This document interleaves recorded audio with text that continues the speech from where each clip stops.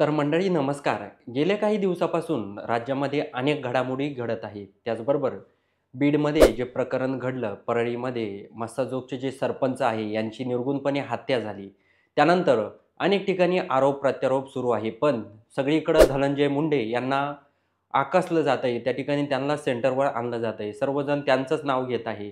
तर यावर सुरेश धस यांनी म्हटलं आहे, की जी करुणा मुंडे होते, यांच्या गाडीमध्ये पिस्तूल कोणी ठेवलं हे सगळं काही मला माहिती आहे आणि जे वाल्मिकांना कराड आहे यांनी अनेक पोलिसांचे ट्रान्सफर केले आहे. काहींची बदली इकडचं तिकडं केलं आहे. त्यामुळं ते त्यांचं ऋणी आहेत. पण ज्या करुणा मुंडे आहे यांनी सुरेश धस यांचे आभार मानले आहे.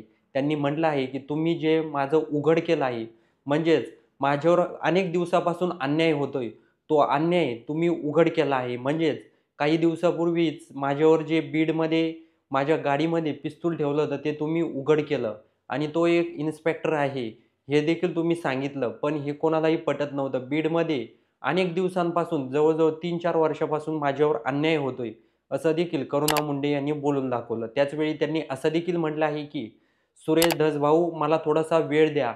मला थोडा वेळ मिळाल्यानंतर माझ्याकडे काही पुरावे आहेत. ते पुरावे घेऊन मी तुम्हाला नक्कीच भेटेल." असं देखील करुणा मुंडे यांनी धनंजय मुंडे यांच्याबद्दल वक्तव्य केलं आहे. आता येणाऱ्या काळामध्ये ज्या करुणा मुंडे आहेत, हे ह्या धनंजय मुंडे यांच्याबद्दल काही पुरावे सुरेश धस यांना देतात का, हे बघणं गरजेचं आहे.